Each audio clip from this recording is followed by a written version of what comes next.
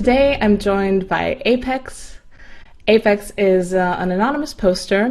He blogs at the very, very good blog Apex Notes on Substack. And he is also a Wall Street analyst by day. Welcome, Apex.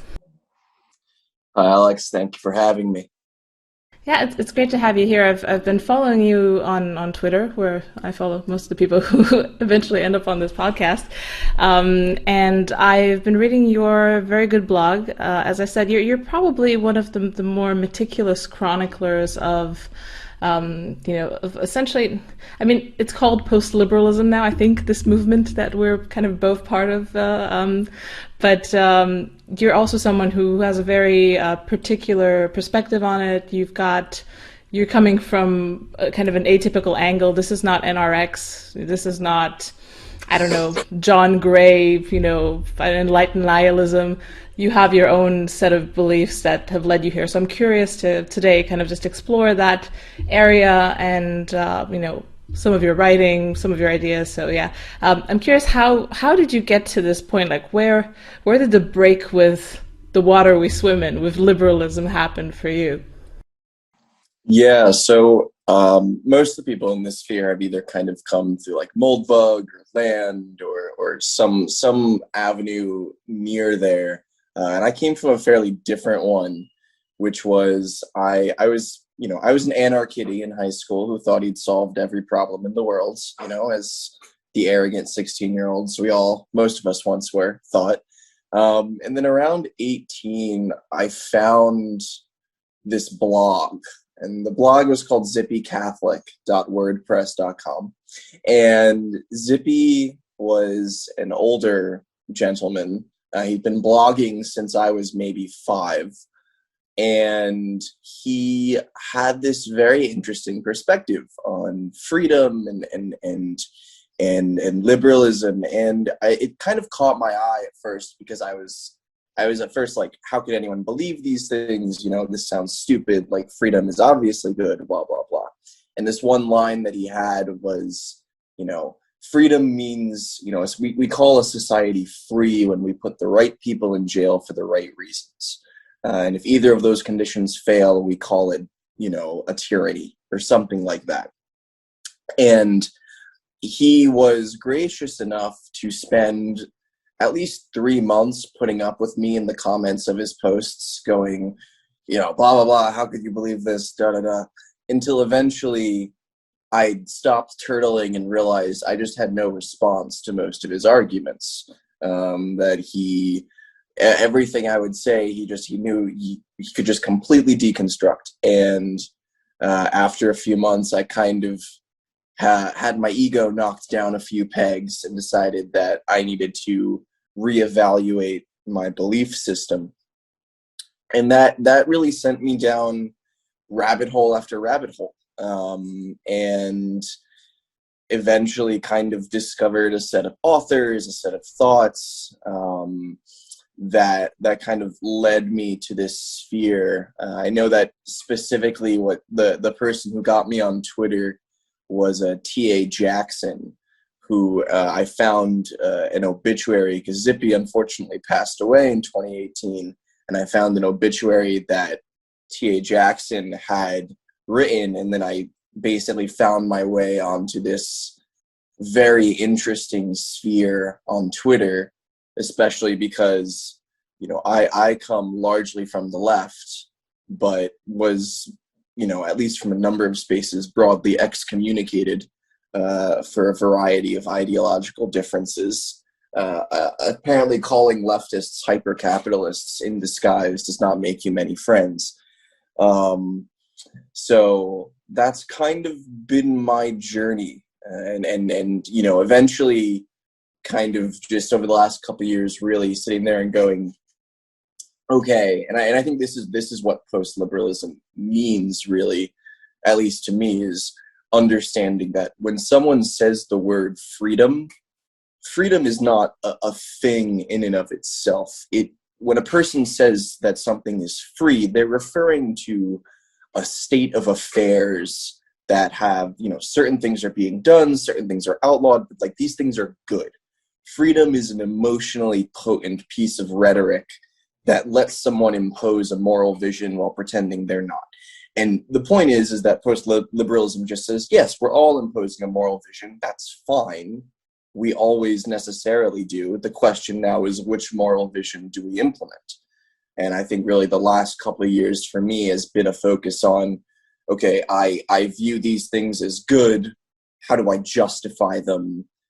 Can they be justified? Are there certain things in my worldview that I have to, even if I personally like them, get rid of in order to stay consistent? And then, eventually I've reached here, talking with the lovely Alex Kashuda on her podcast. Oh. Yeah, I mean it's interesting that kind of the concept of freedom was the one to kind of break open the door for you. For me, it was mostly the concept of the individual. Like for me, that at one point it just did not make any sense in any conceptual format that was presented to me by kind of secular rationalists, because essentially my entry to this point was through rationalism, through outgrowth came out of new atheism, and it just started to break down in front of my eyes, especially a concept that I've heard you talk about as well, the marketplace of ideas. What's your take on the marketplace of ideas? Is it the key to everything? Shall we just churn through the marketplace of ideas and get to truth? Well, I think that the problem with the marketplace of ideas is the problem with most conceptualizations of the market, which is, the most fundamental law of the market is not supply and demand, it's market power. Most times institutions are shaping the very market that they swim in. They look like they are fulfilling demand because they've created the demand they wish to fulfill. And so, in terms of the marketplace of ideas, you have these huge players who can basically decide what is allowed into the marketplace of ideas and what isn't. I think that in theory, a public square that is open to all and allows everyone an equal voice, like theoretically, sure, makes, it sounds very nice, but I don't really think that it's at all realistic. I think that the marketplace of ideas is it's a noble idea. It represents noble intentions, but it ends up functionally serving as a way to justify the big players kind of shaping that marketplace and going like, oh no, like this is free, blah, blah, blah. In that sense, I don't think that you're ever going to reach for, truth or anything like that through a marketplace of ideas. Yeah, I think that's a very good point. The fact that concepts like the marketplace of ideas offer, they provide cover, they provide a comforting story for what's actually happening behind the scenes.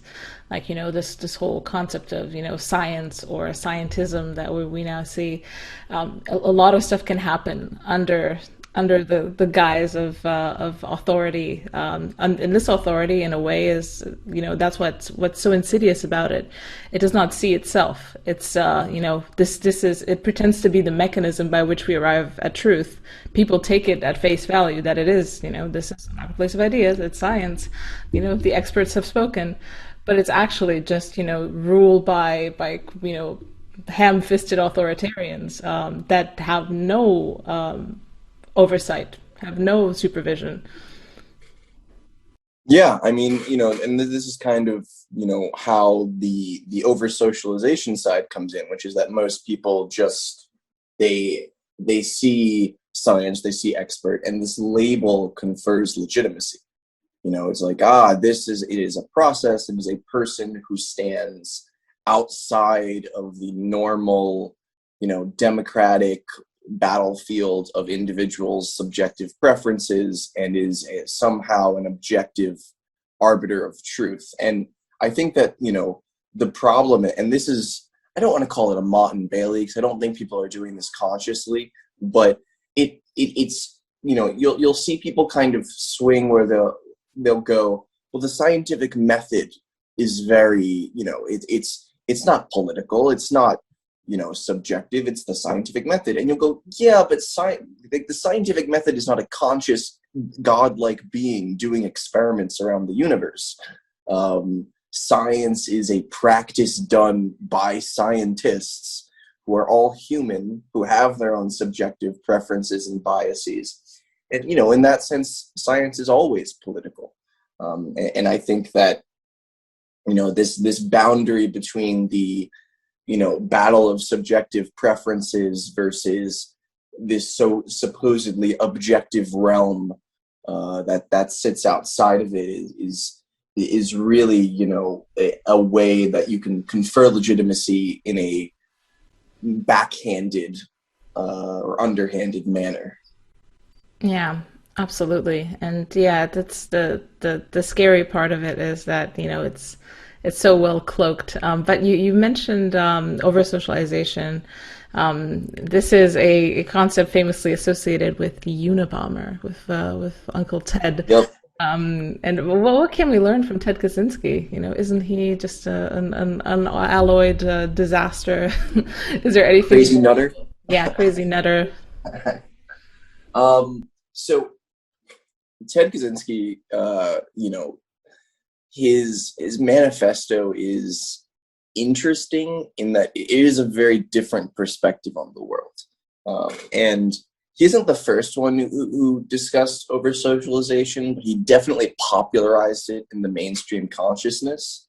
And to him, effectively, the idea was that you have a society that implants its ideas so deeply inside of people, and these are largely antisocial ideas, that when people start grating up against them, they start feeling an immense internal guilt. And that was his main belief, was that people can't even consider rebellion without feeling deeply guilty. And I think there's more at play to it than guilt. But I think that the problem of over-socialization is growing and is already widespread, in the sense that, when someone's entire personality is not defined by their socialization. We all have an internal subjectivity. We react to the same things in different manners. And that's true, but the technologies that allow people to socialize us and to propagate narratives have become far more totalizing since the advent of, not even just the advent of the internet, just in the last 100 years, than they have in any other period of time. And furthermore, you're seeing, you kind of saw this brief period of, where you see these, with each new technology, this brief period of fracturing, of competition, where the internet emerges, and in this new Wild West, there's a million different viewpoints, and there is a kind of marketplace of ideas that is generated, because it's not really captured yet. And in that sense, you see people, over-socialization kind of relies on a lot of dominant institutions, because, those will protect people from being forced to engage with other ideas. That's like a blanket of security. And without these dominant institutions in these new spaces, you see a decline in that over-socialization. And we've seen this with the internet, especially in the last 10 years, is that major players have become more dominant. They've shut down dissent. Forums have been shut down. People are censored. They're deplatformed. They're banned. And you're really seeing that the internet has become, rather than an engine of competing socialization processes in which one has to deal with a bunch of different viewpoints and may very well be in something that approximates a marketplace of ideas. Instead, what we have is, again, a series of dominant institutions. 6 media companies control like 90% of American media. Amazon Web Services runs a third of the internet, and if they decided that they didn't want to hold wrongthink on their platform, it would be gone instantly. I know Shopify was just like, you can't sell anything relating to MAGA like on your platform or something. Someone got banned for that recently, I saw on Twitter.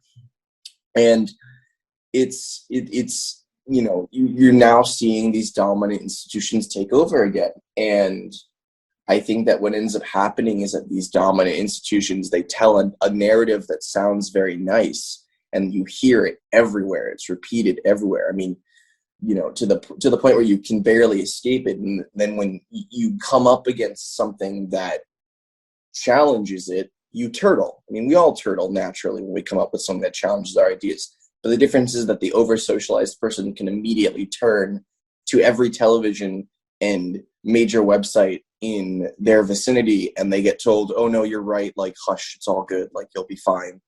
Don't listen to the mean person on, posting graphs on Twitter, like, they're wrong, this is the truth. And so I think that it is a serious problem. Yeah, yeah. It's the layer that you described, the essentially the complicating factor being technology. I think that's a lot of people talking about politics on the internet.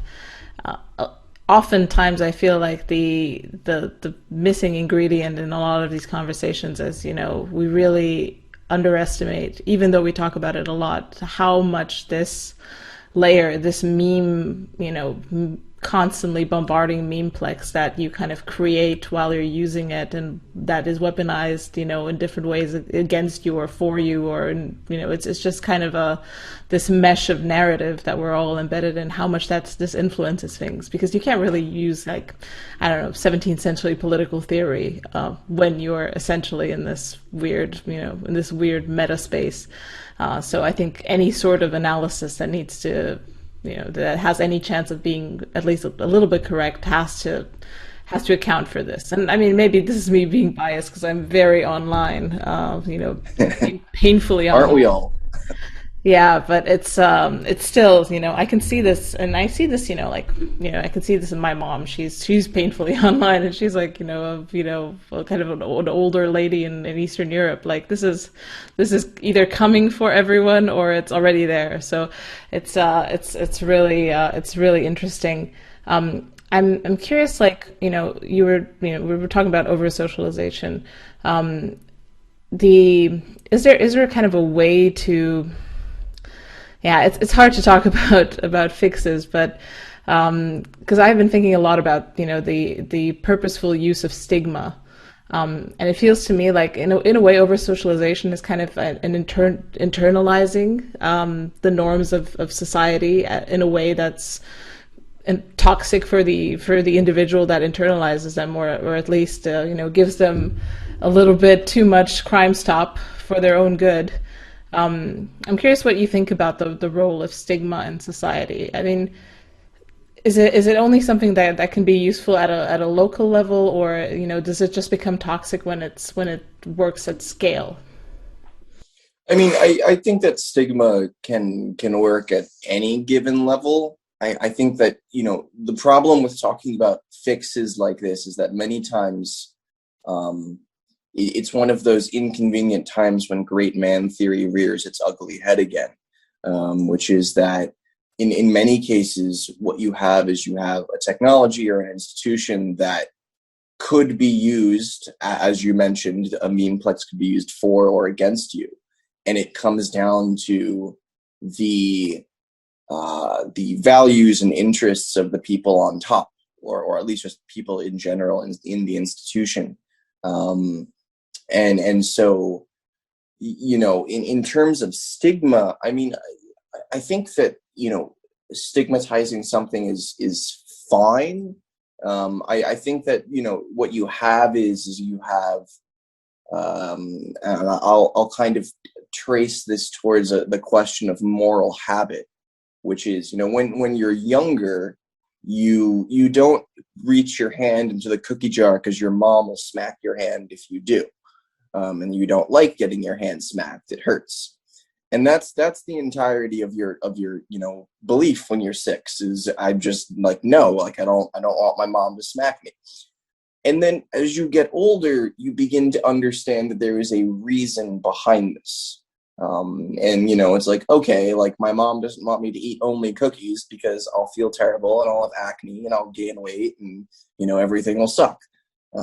Even fewer girls will talk to me. Good Lord. But like, you eventually, like, you have to learn. And so I think that it's totally fine if a society stigmatizes things, so long as when someone questions the stigma, you can come back to this and be like, yeah, like there's a reason why. One thing that I always found very concerning about, the left, as I was kind of gradually distancing myself from it, was that a lot of these things didn't really seem to have rationales behind them, or had very weak rationales. And many times the rationale for one thing would contradict the rationale for another. It was like this jury-rigged, bending themselves into a pretzel kind of logic. And so, I think that it's totally fine for a society to stigmatize something. I just think it has to have a good reason for it. And I think that what we're seeing now on the internet is ironically, the people who preach, I guess it's not ironic, it's obvious that, people who preach acceptance are just as stigmatizing as those who don't. And so, I think that I don't actually think that we live in a society of very open acceptance. I think that we live with just a very different set of stigmas. And those stigmas are enforced, but they're called, acceptance as opposed to stigma. But call them whatever you want. That's what they are. So I think that every society will stigmatize things. The question just comes back to what is being stigmatized? Why is it being stigmatized? Do you have a good reason for it? In the same way that you can never have a morally neutral government, or a morally neutral society, you're going to have stigmas. The question is is the stigma there to benefit you, or is the stigma there in an antisocial manner? Yeah, that's a great way to put it. Because I feel like at this point we've reached the kind of the level where intolerance is kind of the last barrier that gets stigmatized. And because essentially this concept of intolerance is infinitely expandable, essentially it's just regime enemies. Actions of regime enemies fall under the concept of intolerance, and that could be essentially anything. It's just very much friend-enemy politics. And because it's this banner of intolerance, there's not really any way to define it precisely, because it's essentially just defined by the people enforcing it. So it's again very insidious, because it doesn't see itself, or at least it doesn't want to see itself. It's like, okay, this is the final truth, and it's kind of impervious to its own ideological level.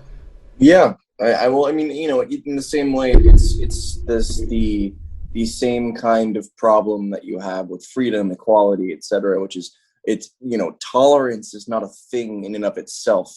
Really, it's tolerance to do what? It's tolerance of something. You can't have pure tolerance. That doesn't make any sense. It's tolerance of a thing. And so, generally what you'll end up seeing is, as you explained very clearly, is tolerance and intolerance will basically will be reduced to meaning friends and enemies of the regime.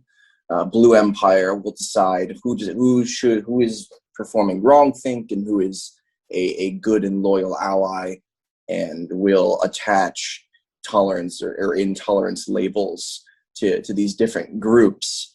And so, this is a rather serious problem, because, again, it's people become so attached to this abstraction. They become attached to the idea of tolerance, the idea of freedom, in most cases because these things sound nice, but they are empty. So we fill them with the nice things that we like. It's like, yeah, like tolerance is when, my girlfriend does something that I'm not really a fan of, but like I love her, so I tolerate it. Like it's totally fine, because then I associate this with the positive feelings of loving my girlfriend, etc., etc. Or anything like that. And so you get this very nice feeling on the inside, but then other people weaponize that. And then they weaponize that, that emotionally potent rhetoric for their own purposes. And what you end up getting is this very antisocial friend-enemy distinction here.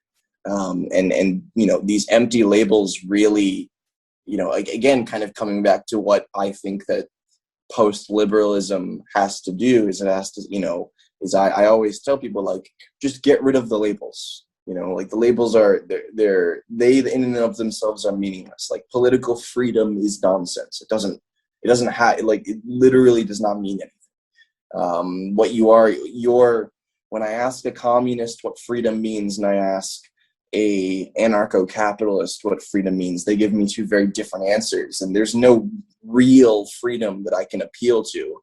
I can't call up God and ask, which one of these is the correct definition, and he's not going to tell me.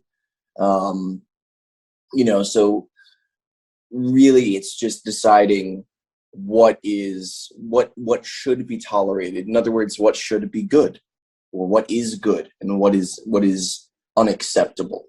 And really, it's the return to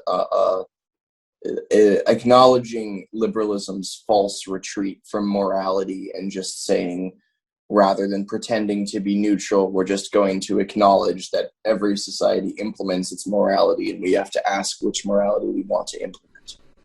Yeah, I completely agree with that. And that's, I feel like, where the stickiness of the subject comes up, because people are very, reticent, and they push back quite a lot to the idea that you can even have discussions about, not necessarily objective morality, at least like functional morality for a society. It doesn't even have to be, religiously inspired. The idea that you want to lay down a set of 10 laws and say, okay, this is a society, and you don't embed, a progress clause within these laws, which would essentially transform it straight into another it's just very hard to understand. You can see how deep this goes, the idea of progress, the idea that, if we can make antibiotics that, save people from tooth infections, we're going to invent the perfect regime as well, because these are the same two things.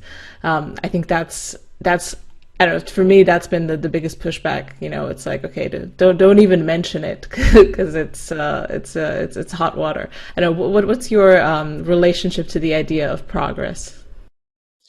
Yeah, I mean, I think that, you probably have a much more serious engagement with that, just because of where you come from with the whole rationalist background. I mean, I was never really a member of those communities, but, I mean, the left will sit there and go, we've liberated ourselves from the cloud of tradition and irrationality, blah, blah, blah. And then you look at what these people argue for, and you're like, I'm not really sure you've been liberated from much irrationality, my friend. But in terms of progress, I mean, I think that the problem is that human beings don't evolve on the same time scale that technology evolves on. And in that manner, there are insights into the human condition that you will find in the Iliad that still hold up today. And so I think that the problem with progress is, again, this idea that we move inexorably forwards. I mean, I think that it should be obvious that that's not always the case. And I think that even in terms of technological progress, I fear, and this is something that I talk about, with people in the environmentalist movement, is it seems as if we have an obsession with over-engineering solutions, substandard solutions to problems that our ancestors had figured out 500, 1,000, 5,000 years ago. You know, in that sense, I worry that, you know, the concept of progress is just a way, you know, it's a form of techno-utopianism. You know, and that we're just going to keep moving forward, or this time the innovation will be all positive. There won't be any negative side effects. We promise, we swear, we pinky swear, you know, like it'll this time it'll all work. And I am always skeptical of those kinds of things. I wouldn't necessarily say that I'm a Burkean or any kind of a conservative in that manner, in the sense that, you know, okay, like, you know, we should not change or you know, attempt to change much of society simply because, you know, society is this massive animal and we don't really know how it works. I'm sympathetic to that at times, but I do believe that one can look at a society and at least, you know, build, like, I think that there's an objective morality independent of any society's particular history. And so, you know, I think that there is good reason to be skeptical of progress. I think there's simultaneously good reason to be skeptical of an appeal to tradition itself. You know, I'm a very interesting centrism going on my side right now, obviously, but it's you know, it's one of those things where, at least personally, I don't really see people pushing the progress angle as much recently. At least I think that a lot of people have become very disillusioned with our society, and it's, you know, at least for a lot of people in it, it's progressive decline. I think that a lot of people have looked at the last 20 years, or at the very least the last 15, and said, this kind of blows. You know, and you know, people are getting poorer, and, you know, I think that there's a lot of skepticism about the idea of progress just because it doesn't look like we're progressing anymore. I think that what I see more often, at least from people who I know have more of a background in the rationalist or libertarian spheres, is part of what you mentioned earlier, was the idea of, you know, people aren't even willing to question, okay, well, if we have to, you know, how do we impose a moral ideal? What does that look like? And I mean, I think that's going to be a very big debate. I don't think that post-liberalism is ever going to be a unified, monolithic movement. I think it's going, if it is to expand, I think it acknowledges the failures of liberalism, but then there will be a variety of different moral viewpoints and justifications that are present afterwards. I mean, I know that I'm probably much further to the left than most of the people in this sphere, just, you know, my background and my personal values and beliefs. But, you know, that comes out as disagreements over what particular things are justified or not, but it's an awareness that these are moral arguments. I think that one of the problems with liberalism is the idea that being unaware that your so-called neutral or natural position, you know, oh, this is human nature, this is, we're not imposing anything, or this is, everyone consented to this, or whatever your made up justification is, these things are impositions of your morality. And I think that the problem is that so many people do not want to think about that, and they end up believing they are neutral, they are objective, when we are all imposing our moral vision. And the problem, of course, is that the moral vision or visions of liberalism is intensely antisocial and broken. It's what I rant about every week, is, the worship of autonomy, of liberty, freedom, equality, etc., which are all reducible to autonomy, end up doing terrible things to not only society but to ourselves. Yeah, that was my next question. Yeah. 'Cause I know you've written a lot about autonomy, and I think you're on the money with it, because it is, like you said, everything kind of collapses into this one value, and it feels like that's also where the nerve is hit. That's the one key value that people that say that they don't have any values, or that they're neutral, and they're just kind of floating around in the free marketplace of ideas, gravitating towards the newest form of truth. It's coincidentally almost always on the side of autonomy. So tell me a little bit about why is autonomy corrosive, and why isn't it, a master key for our civilization? Yeah, so autonomy is I would say it is one of the cornerstone values of our society. And you really see this in a very understandable reaction during the Enlightenment. The rise of this idea of self-responsibility, in opposition to institutions that at the time had lost their legitimacy. You see this in Descartes, you see this in Kant, you see this in Spinoza, you see this in Hegel, and all throughout the ages, from those periods onward, you see this idea of the individual has to think for themselves. That is the core of Descartes' attempts to prove God by having you think for yourself in the Meditations.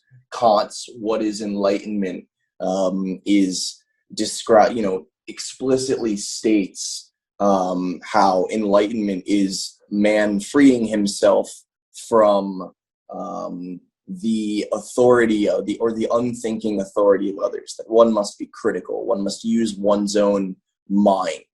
That you see the rise of a particular kind of reason.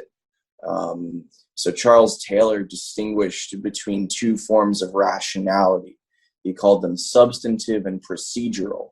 And so substantive rationality is normally associated with the pre-modern era, that one is rational if one is in tune with the logos, if one is in tune with reality. You see this a lot with a lot of the ancient Greeks, that someone is rational, that they make sense when they are in tune with the truth. It's kind of like a Taoist perception of kind of. Yeah, one of the very the examples that I like to use of it rearing its head again is, when a lot of times when people discuss science, or they discuss the environment, for instance, like how you're an idiot if you can't see this. It is a reference to the truth, and you are somehow being irrational if you are not aligned with it. But with the rise of modernity, you saw the dominance, at least at points in time and in different parts of society, you saw the dominance of procedural rationality, which was one is being rational if one is thinking through things the correct way. It doesn't matter if you necessarily come to the truth at the end of your thoughts, but you have to be following like these rules of rationality. And you see this as this rise of self-responsibility, as this rise of you have to kind of take charge of your own life. And it's a very appealing sentiment. And to an extent, it is correct. We can't just rely on other people. We have to be able to, come to terms with, our beliefs, our values on our own terms. And so you see the idea of self-responsibility eventually turn into autonomy, which, you see with Kant and Mill and Spinoza, and broadly speaking, autonomy is you see different variants of it, but it's the idea that one should be able to do whatever one wants so long as it doesn't harm anyone, or as long as there is consent amongst everyone who it affects. And the problem, of course, is that these concepts of harm and consent do not hold up to anything longer than 30 seconds of questioning. You start poking at them and they collapse in on themselves. I don't think people realize that Mill himself, the guy who came up with the harm principle himself, later on in On Liberty, completely undermines his own argument when he starts talking about etiquette, to the point where if you read the entirety of his work, you come to realize that something causing harm to someone else is neither necessary nor sufficient for government to get involved. And I mean, pretty much every extreme variant of the harm principle, the non-aggression principle, etc., carries on this fatal flaw within it, and effectively collapses under questioning. And so the problem is that autonomy cannot stand as any kind of serious moral guiding value or virtue. And this again is where, post-liberalism comes in, is that rather than going like, okay, well then we should all just submit to the church or to a king again. That's not really what I'm arguing for. And I don't think it's what you're arguing for either, or most other people are in this space. Some are, but most aren't. Rather, it is an understanding that when we talk about autonomy, we are saying, I believe I should be free to do X, Y, and Z. X, Y, and Z do not cause harm to people. Really, what I'm saying is that X, Y, and Z are good. And I think that in most cases, there are coherent ways to justify X, Y, and Z without freedom. And maybe you can't justify Z along with X and Y. Maybe there are certain things that you cannot hold on to when you start looking or digging into them. And that's fine, as long as one is honest with oneself and one accepts that may happen. But the problem, of course, is that autonomy, more than just not acting as a moral virtue, more than not being able to act as a moral virtue, it does something far more antisocial, in that it puts every relationship, everything that we experience, it lays it at the altar of utility. And it says, if autonomy is truly a virtue, and if it is truly the highest virtue, then what we are saying is that there should be no relationship, no situation, no state of affairs that one is put in that one does not like and did not consent to.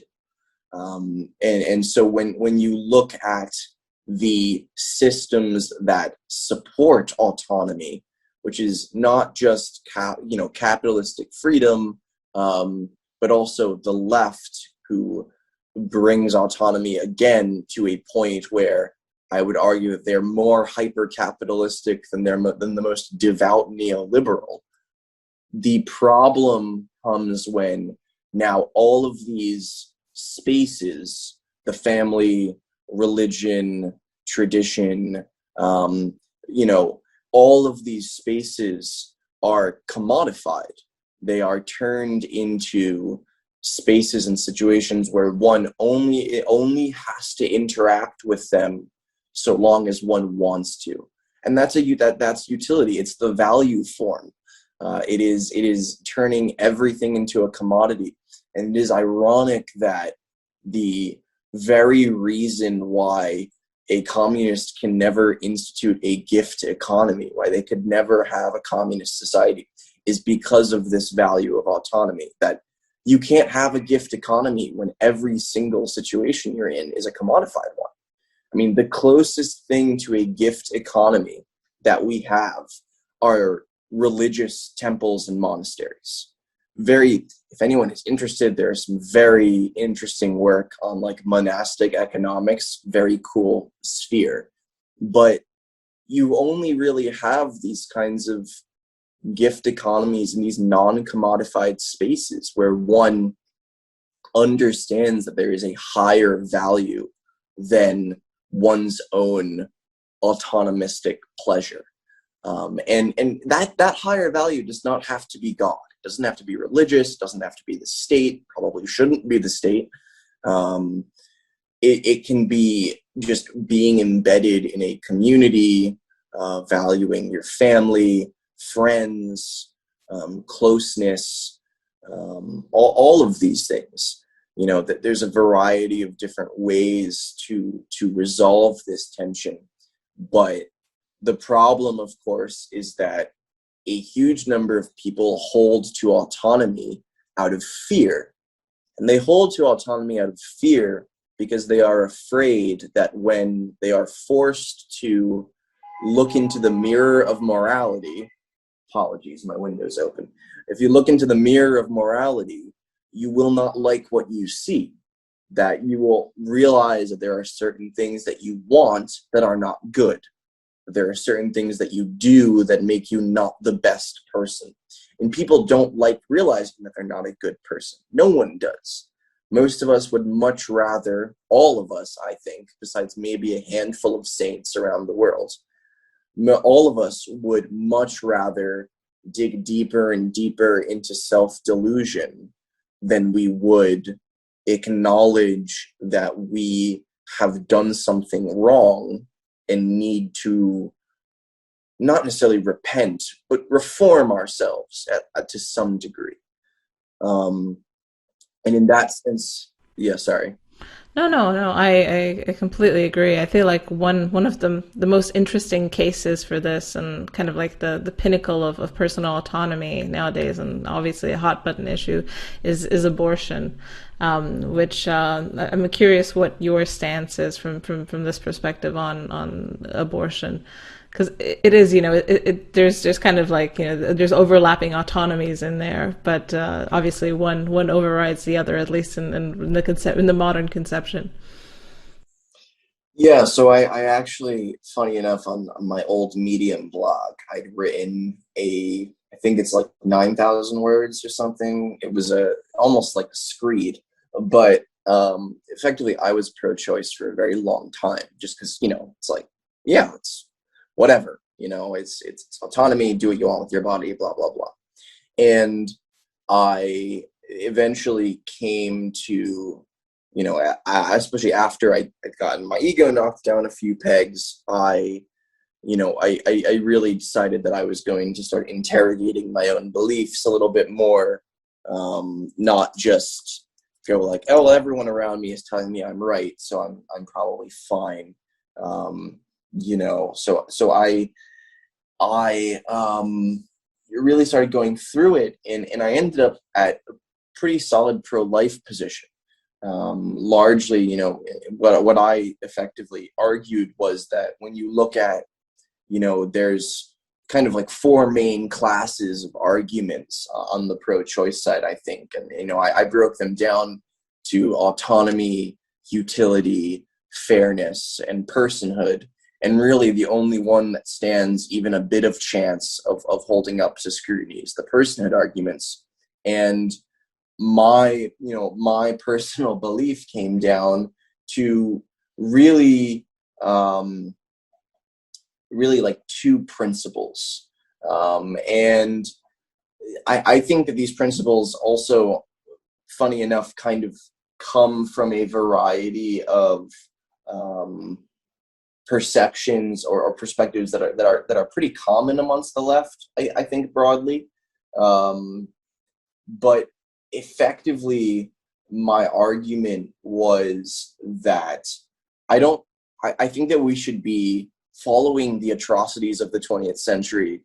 I think that we should be extremely cautious about any definition of person that excludes any subset of the biologically human. I think that there is a slippery slope which, as I've written, is not a fallacy.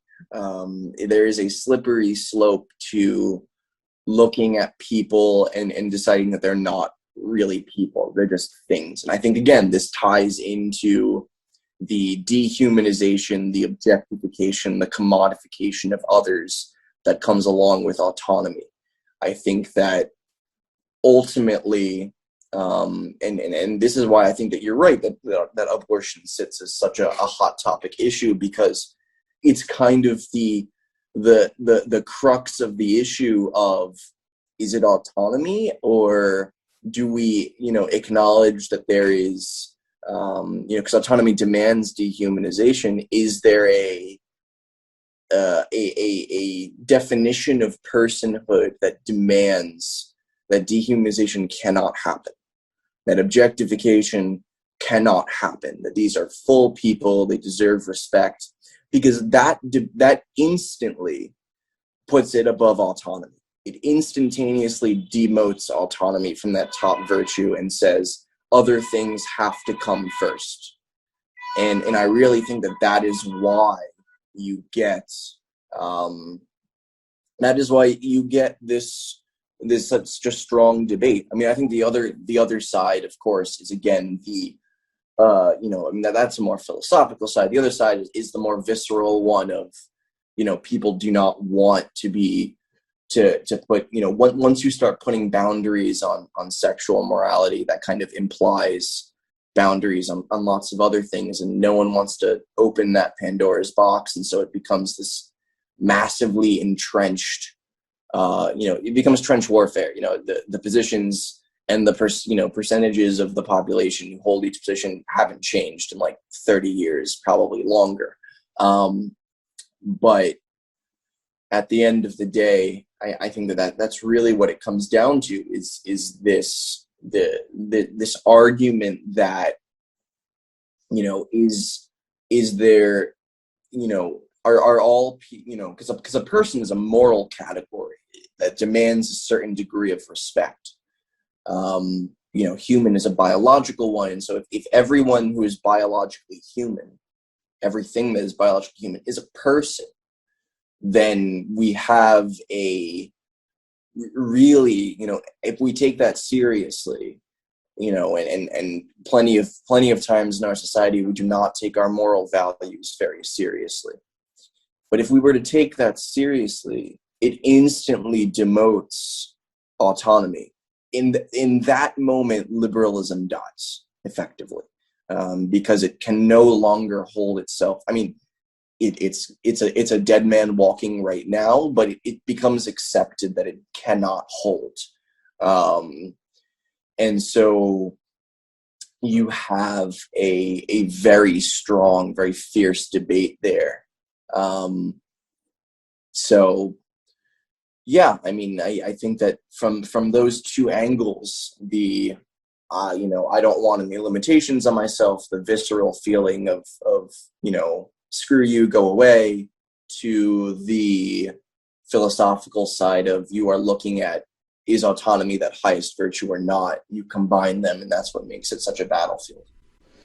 Yeah, absolutely. And I think there's also the idea that, this particular case really is hard for, the supposed rationalists, because a lot of times, if you ask a rationalist, most are very much, pro-choice. The argument's usually, either a clump of cells or something, but it's very obvious from the nature of this that it's profoundly philosophical. It's a metaphysical argument, and you can't really run away from the fact that it is.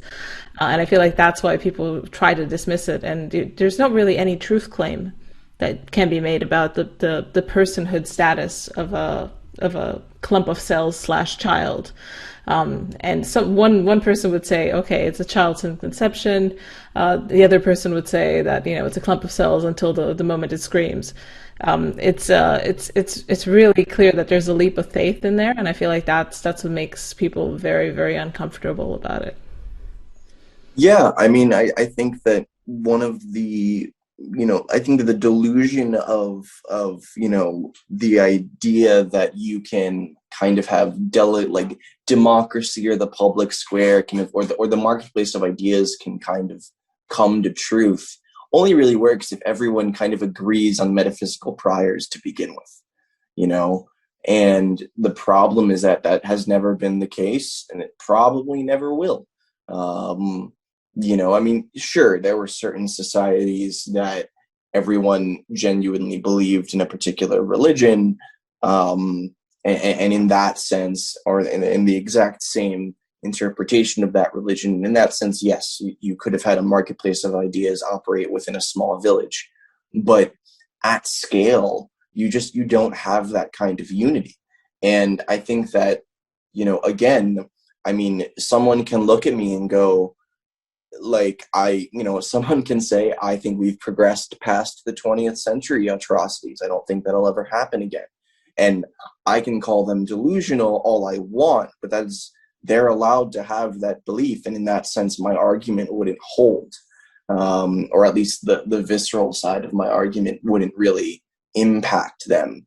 Yeah. So The Steven it's hard. Pinker, the Steven Pinker Yeah. argument. I think the problem with that argument is that, again, it is blind to its kind of millenarianism. There's literally, even in all that argument, it's at best it's a statistical series where it shows that some things, I have to say, some cherry picked things, a few of them have improved in a certain way, and there's kind of a, I don't know, you can draw a trend line, but that's anything after the point where we've stopped collecting data. The point that the book was written is a free for all. There is no reason, there's no good reason presented for why it's the series shall continue. So it's that's the problem I have with that. It's like, okay, you don't necessarily explain why this is so, except for, oh, it has been up to this point.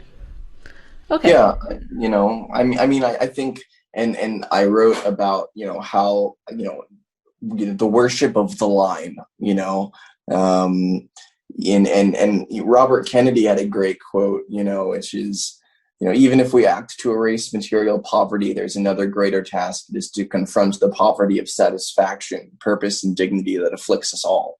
And there's just, I feel personally that as material satisfaction has supposedly increased, and I don't really think it has.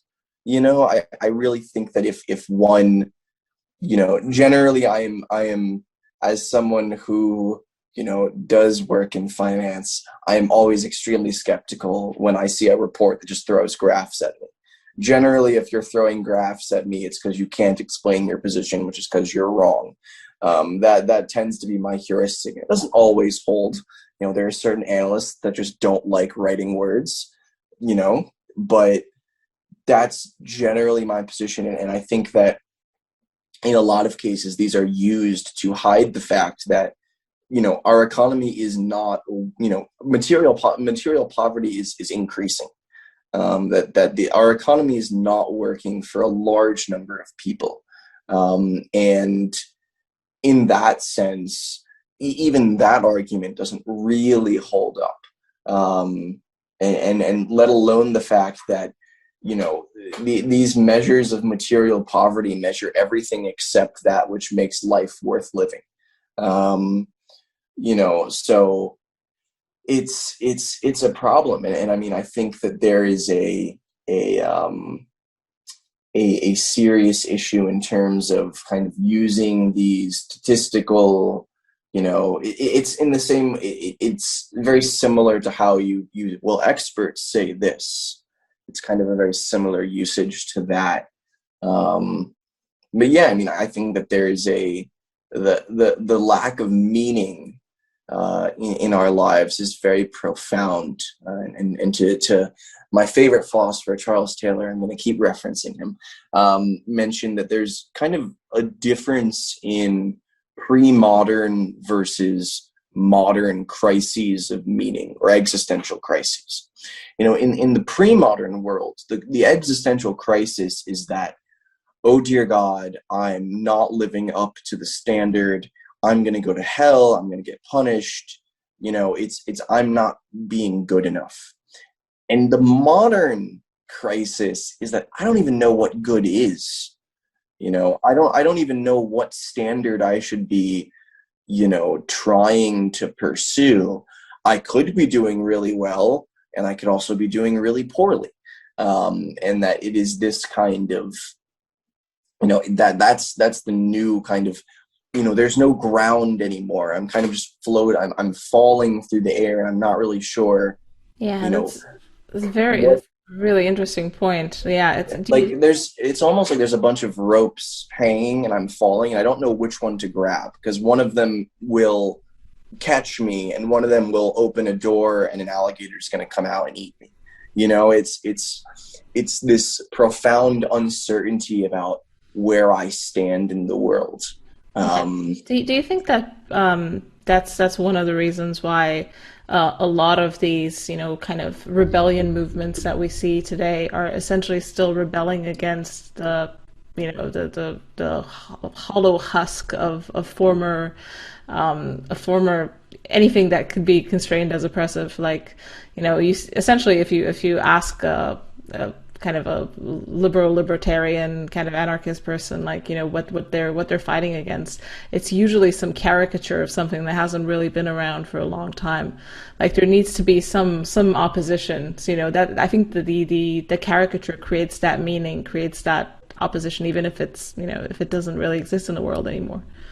Yeah, well, I mean, I think that there is a general perception, or value in modernity, and you kind of see this with Bacon. I think he's probably the paradigm of this, of the idea that one one gives one's life meaning by acting as part of this grand journey towards a better world. That, you know, I may not see it, but I'm working towards this better system. And I think that this grand narrative of progress, is kind of, you know, what these people are really fighting for. I mean, I think that when it comes to, you know, the caricatures, I think that what they're doing is that they realize subconsciously that, you know, they start running up against the constraints of society, and they go, why are these constraints here? And they want to get rid of them, and in that sense you have to delegitimize them. And so you know, an easy way to delegitimize them is to attribute them to some kind of backwards thing that should not be in a progressive society. And whether or not that is the case, because generally these people do not run up against a constraint and go, I wonder why that's there, and then go to the library and read a bunch of history or theory to try to figure it out. They just say, you know, autonomy is the water we swim in. They go, why is there a constraint here? This is stupid. And they take a very surface level analysis of it. I mean, I really think that's what is going in there. I mean, I think that in general, in many ways, these characters become a way to make sense of the fact that changes do not appear to be making their lives better. That, you know, a change occurs and maybe a constraint is eliminated, but now there's new constraints that just popped up, or the constraint is gone and they're not any happier than they used to be. Why is this? And I think that acknowledging that maybe the constraint was there for a reason and that I was wrong would undermine their whole worldview. So you construct caricatures to go, it's not that we did the wrong thing, it's that we haven't done the right thing enough. We just need to keep digging this hole, and eventually we're gonna hit gold. You know, like that's kind of the mindset. And that's where I think a lot of those caricatures come from.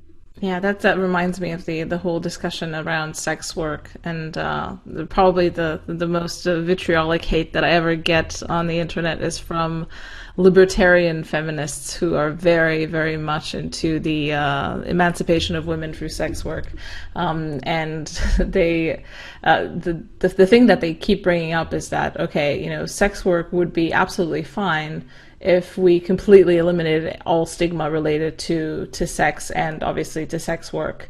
And I mean, I don't buy that, but I feel like it's a good example of what you were laying out there, like the idea that, okay, you know, the problem with this thing that has myriad dysfunctions, from, you know, trafficking to mental disorders to, like, essentially, you know, pedophilia, everything, you know, it has tentacles and every evil you can imagine.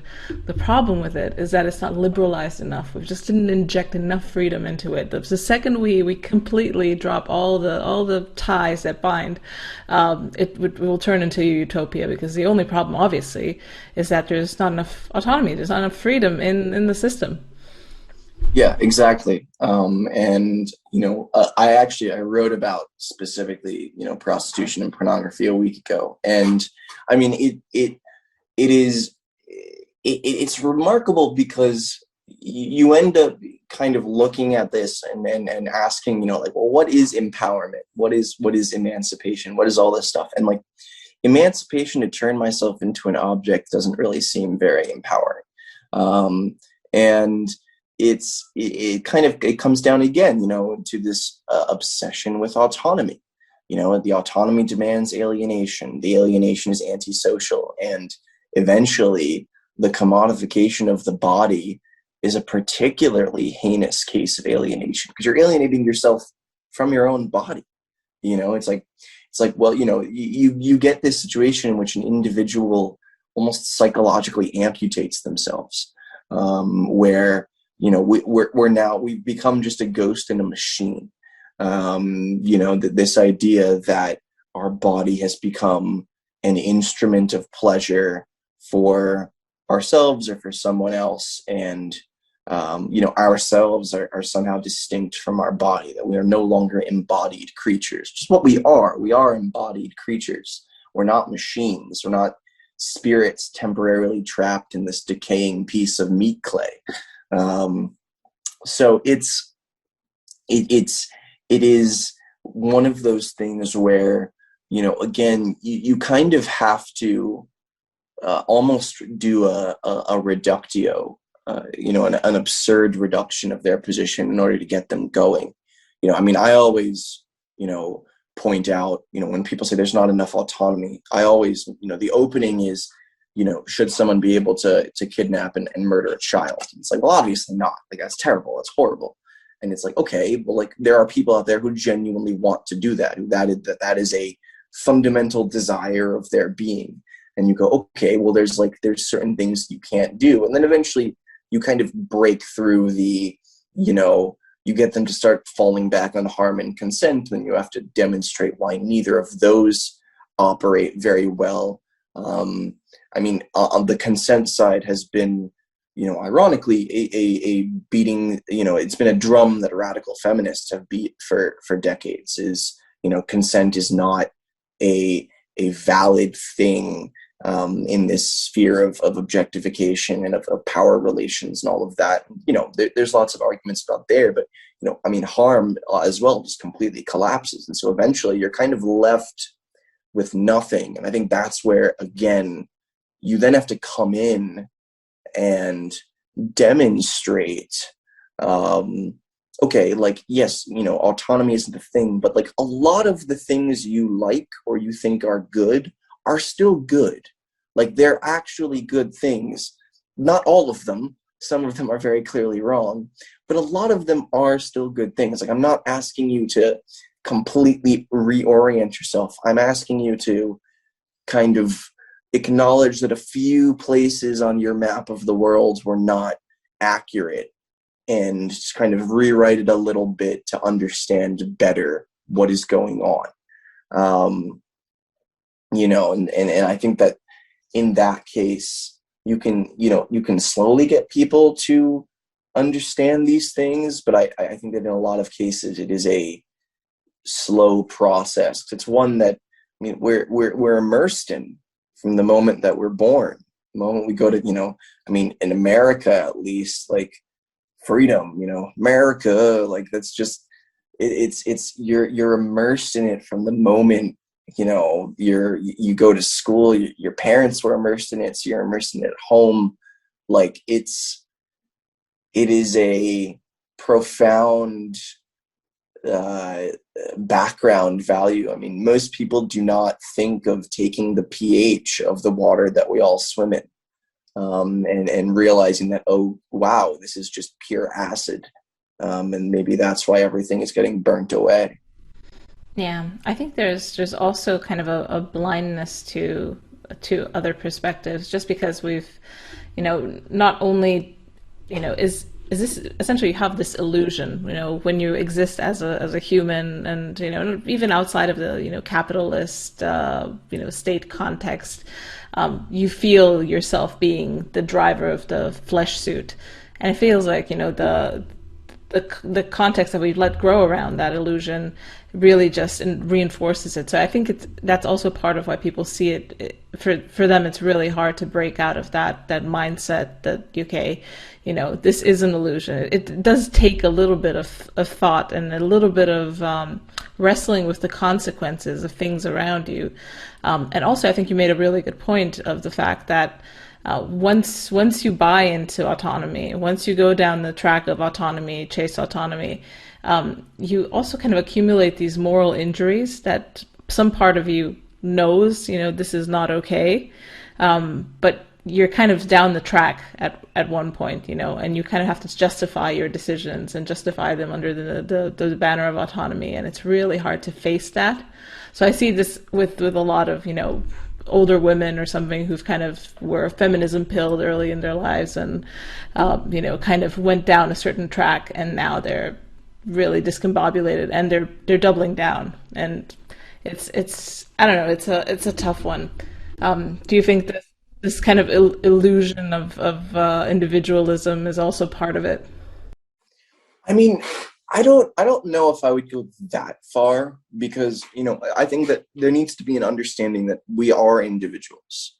Yes, we are affected by our surroundings. We are embedded in a community. Like, yes, you cannot understand me absent or removed from the context of my family, my community, this corner of Twitter. You can't understand me absent those contexts, and that's true. But we do all still have an internal subjectivity, and I think that in many cases, there is there should be, to some degree, a celebration of that subjectivity. I think that's where so much beautiful creation comes from in our world, is a celebration of that. So I mean, I think that there's plenty of different ways of understanding the individual as being simultaneously embedded in a community and inextricable from that community, while also understanding them as being a unique node, as being more than just a replaceable cog in that community.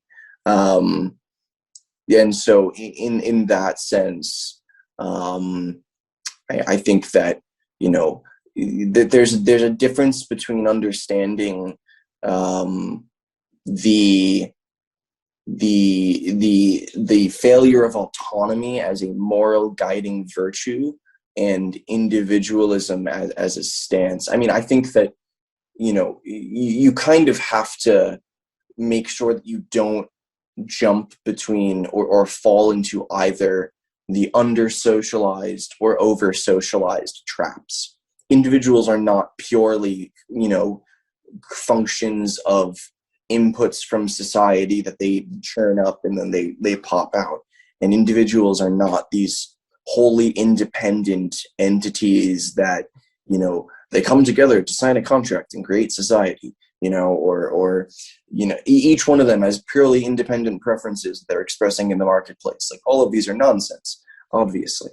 But there is I feel that it over-socialized and under-socialized systems are easy to model, and in many cases become very appealing in that sense. I mean, I know that basically the entirety of economics is profoundly under-socialized, because a properly socialized individual, a model of that would become immeasurably complex. Now, the response is that the only group of experts that have a worse accuracy with predictions than economists are weather people. And at least weather people are mostly attractive. I don't think anyone has touched themselves thinking of Paul Krugman. So forgive the crudeness. So, there's the problem is that in a lot of cases, these models lead us astray.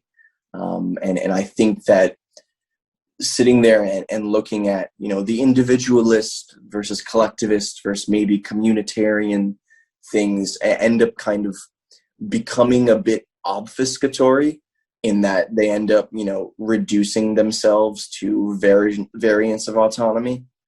Someone's like, I'm an individualist, and it basically just means I believe in autonomy. But like, in terms of, should we respect the positions of a particular person? Like, yes, of course. That's it comes down to why I think that free speech and the public square, both physical and virtual, are so important. I mean, I think that there is a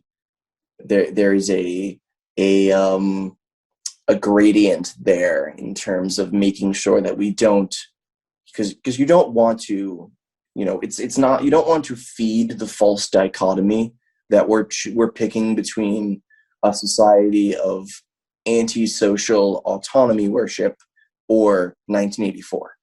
Like that, those aren't our only two options. And I think that in many cases, the individualism debate kind of paints those as like, well, we don't want tyranny, so we're just going to have to live with it. And it's like, that's not at all true, let alone the fact that, plenty of the societies that we perceive as free are tyrannical. You just don't see the coercion because the society's rules align with what you think is right. But put someone else in there and they'll view it as tyrannical. So, I think that debate frequently misses the point. But I do think that there needs to be an awareness of both the individual as a unique subjective entity and full person, with moral rights in that sense, along with the fact that each and one, we live in a society. So there has to be a balance there. Yeah, I agree with that. I think the main gist of it for me is that kind of everything conspires at the moment to obscure the existence and the relevance of whatever you would call kind of the collective. Like you said, because of the main virtue that we're all orienting ourselves around is autonomy. The thing that trickles down from that is the individualist perspective, and I completely agree that it's one extremely important perspective. But yeah, I think my objection is that it really isn't the only one, and we need to figure out a way to integrate these concentric circles that we all exist in without decimating them. And yeah, it's a really tricky one because, like you said, it's. Once you go into the collective realm, that's the realm of morality, of moral assertions, of how do we live together? Because that's essentially what morality is how to live, and that's kind of where people don't really want to make these claims, or at least not make them on the face of it. In a way, it's kind of unpleasant, the fact that I feel like a lot of people are more chill in living in a covert tyranny than they would be in having morality come back to the front and discussing it and having it play out as a prescriptive or at least a visible part of society. Yeah, I mean that's kind of the whole argument behind like the formalist theories that emerged in these spheres a while ago. But I mean, I think that in many cases there is and I think this is reflected in largely the degenerated form of our moral discourse, and I mean this academically more than just in the mainstream. And again, going back to Charles Taylor, he argued that there's three axes of morality. The first one is obligations we have to each other, or rights. Effectively, what is it right to do? So the trolley problem being the most obvious and silly example of this. The second one being, what does it mean to live a good life? What does it mean to live a full, a rich, a meaningful life?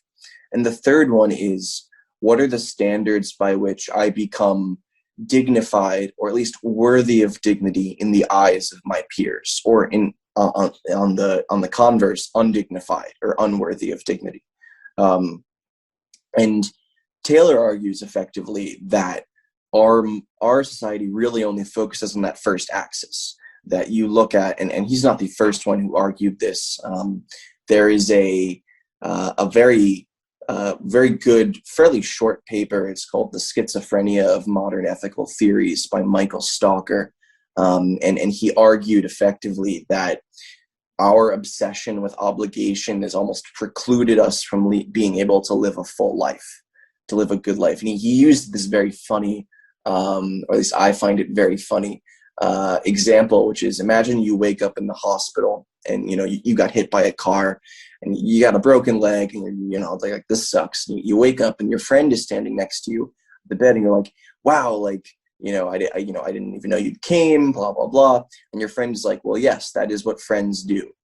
It's like, well, something would feel a little bit weird if that was how they responded. It's like, well, yeah, but it's like, you're my friend. Yeah, I get that. But like, do you care? And it's like, well, friends are supposed to be there for friends. It's like, okay, but like, this isn't there. Something seems off there. And this kind of comes back to the moral habit theories that really kind of, became so prominent, especially Elizabeth Anscombe kind of rebirthed Aristotelian virtue ethics. Hugh La Follette, Stalker, all of those guys kind of present this idea of, if you are standing somewhere and your wife is tied up and a stranger is tied up and you only have time to save one, and you spend more than maybe 2 seconds considering this before running to your wife, there's probably something wrong with you.